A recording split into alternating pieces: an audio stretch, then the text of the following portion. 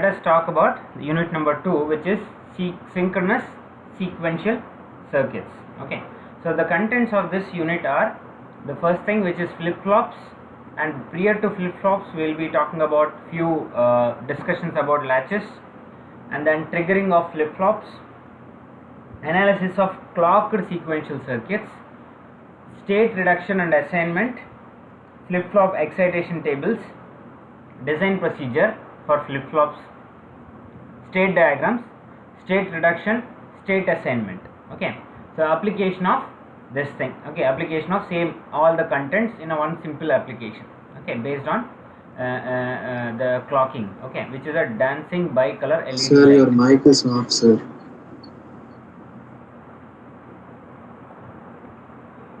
Right, so we have these things which are flip-flops, triggering of flip-flops and other things which have been discussed, and so these are the contents for unit number 2, right? So first thing is, what is this combinational logic? Combinational logic is something like you have a set of inputs which are provided to all the fundamental gates and universal gates, that is your AND gate, okay, your NOT gate, AND gate, OR gate, etc. And you have a fixed output. For example, you are considering one input. For this particular one input, one set of inputs, okay, there are one set of outputs for the current input. For example, the value of A is 0, value of B is 1, C is 0, D is 1. Okay, for all these values, for all these 4 values, you have 2 corresponding outputs. So your output depends upon only the current input. That is combinational logic. Okay, it doesn't have memory in the sense it will not store any values. That means these are memory free devices, they don't store any values. You give inputs, you will get the output. Okay, the output at a times it depends upon input as well, right?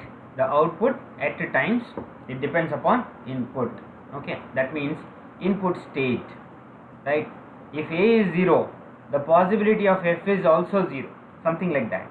Okay, so those devices are called as memory based devices. It doesn't have any memory. You provide the input, you get the instantaneous output. Such devices or such logic is called as combinational logic. Okay, second thing, sequential logic. You have certain logics which not only depends upon current input but also the past input values. Okay, designing of a counter, right? For example, counter is a 4-bit counter. It is starting from 0 0 0 and 0. Okay, what is the previous value to this? It should be 1 1 1, right? After getting 1 1 1, you are providing a reset signal. Okay, you are providing a reset signal. That means you are resetting each and every bit. That means this state depends upon the previous value.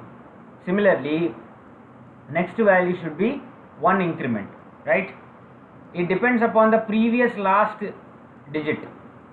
Okay, so such devices are called as sequential logic, one after the other, sequence, one after the other. It needs some type of memory to remember the past values. This value should be remembered in order to get this value. Okay, or this value should be remembered in order to get this value. Such logic is called as sequential logic. Okay, till now we have studied combinational circuits. That means a combination of AND or NOT, NAND, NOR, XOR, etc. So we have studied till here. Okay, so the next part what we are supposed to study is how about changes of states, various states. Okay, it depends upon your sequence or sequential logic, right? So this sequential logic are provided to your storage elements. So you have a present state and you provide this present state to a storage element which will store all the values. For example, the counter, right? You have got a digit of 0001. right? What is the next possible state? It should be 1 0, but in order to store this state we require some memory. Okay, such devices are called as storage elements, right, which will store the present state, right? So it not only depends upon the current inputs but also the current state. Okay, the output, which depends not only depends upon inputs but also the current state or present state. These states are called as timed states. That means each state will have a specific time. So let us move on to the concept of sequential logic. Okay, sequential logic circuit remembers past inputs and past circuit states. That means you have a circuit which is provided with inputs, let us say n number of inputs, yet the possible state is n minus 1 state or m state. It will remember m minus k states. Okay, it will remember. So you have a storage circuit. So this is your storage circuit which is capable of remembering m minus k states. Okay, m minus k states, right, including the current state also. Okay, so the outputs of the system are feedback as new inputs. Okay, this is taken as one more input to your system or circuit. Okay, so your output depends upon current input and the past inputs, right? Where do we apply these circuits? Where do we apply such circuits? In all computers, even on your watches, digital watches, you apply these circuits, right?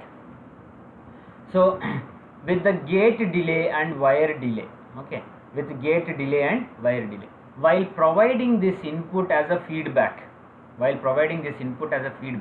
you will have certain time duration which is called as time delay, TD. Okay, time delay, TD. Why this time delay occurs? Because your system has to process output and this output has to taken as a feedback. So you take any system in real time, let us consider your AC.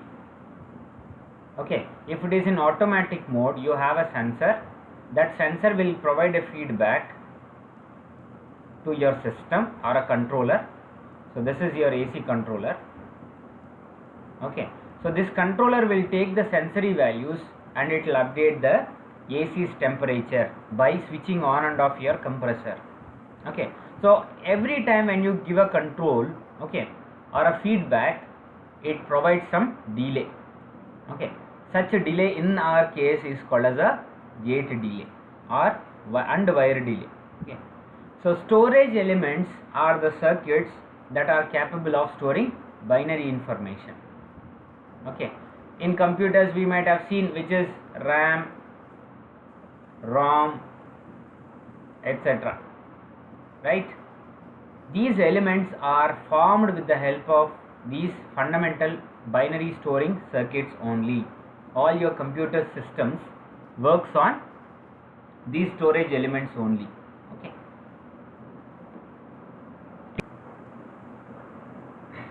So in digital systems, all digital systems, we have these sequential circuits. For example, digital watches. Okay, your watch time, okay, will get incremented based on the previous state only. Digital phones will have a clock. This clock will respond based on previous state only. Okay, all digital computers, digital traffic light controllers and so on, they require memory elements because they have to store the previous data or they have to store the previous state. Okay, so memory elements in digital circuits that can store, not only storing, they should also be capable of retrieving the data. That means you have to access the data once again whenever we require in the form of ones and zeros. Okay, ones and zeros. The output of these systems with the memory depends not only on the present input but also the past. Okay, so we have already seen this statement in the previous slides. So SR latch, what do you understand by latch? Latching is, for example, you have one gate you have a gate. For example, I am taking an AND gate. You have AND gate as A as input and C as output. If I am taking this C and providing it to one more input, okay, instead of B, I am taking C as input, right? So CO is the output. So for example, the output state, assuming output state to be 0, will start with A as 0. Okay, this sort of circuits are called as latches. Or you take two AND gates, which is A as input, one is having C as output, and another AND gate which is having B as input, okay, and C dash as output, let us assume. So if this C is one more input to this, and if the C dash is another input to this, okay, then the output of one circuit or one gate depends upon the input of one gate depends upon the output of another gate. So such systems are called as latches. Latching means if we are taking the output and giving it as an input, okay, such system is called as a latch. So these latches, when they are connected in this form, okay, this is a double AND gate latch, this is a single AND gate latch, right? So the output we are taking it as a feedback or giving it to the input once again, okay. So such systems are capable of storing 1 bit, okay, 1 bit of memory, right? 1 bit of memory. How they will store and all, we will just have a look in the upcoming slides.